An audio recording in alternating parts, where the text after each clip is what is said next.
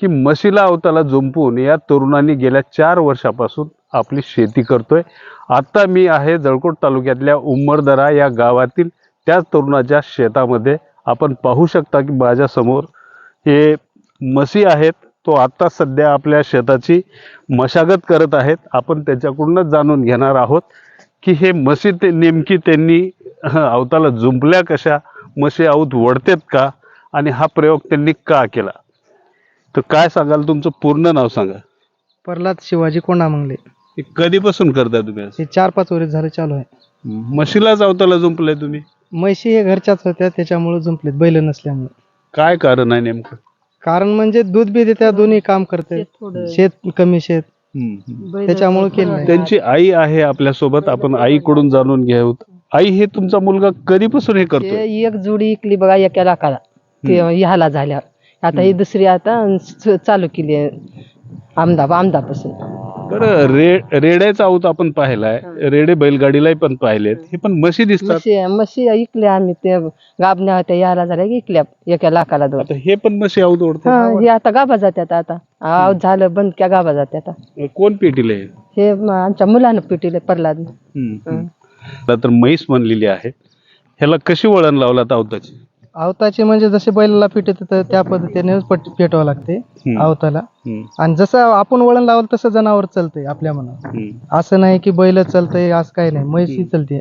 हे किती वर्षापासून करताय? हे या वर्षी पिटलेल्या हे आहेत छोट्या, 2-3 वर्ष झालं दुसऱ्या होत्या ते विकल्या आता।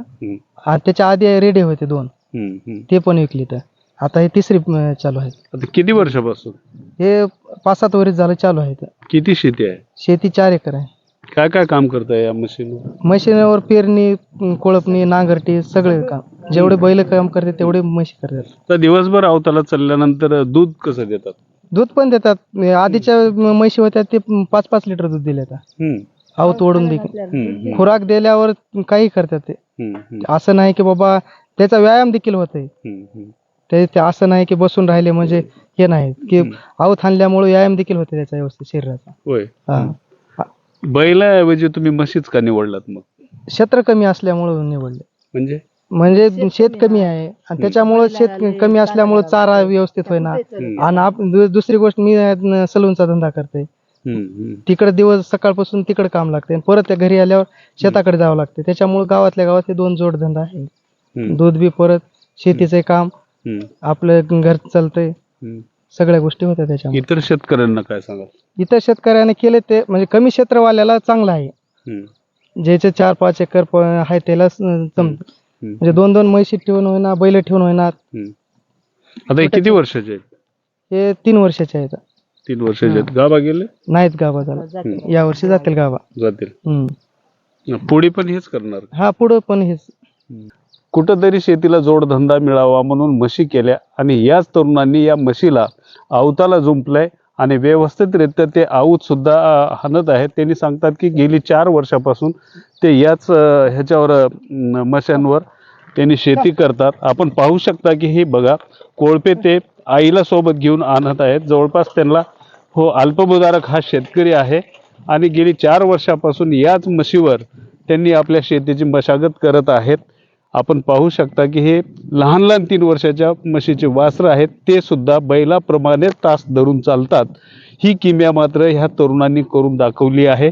मागच्या वर्षी देखील 2 म्हशी होत्या, त्या म्हशी दुभत्या होत्या।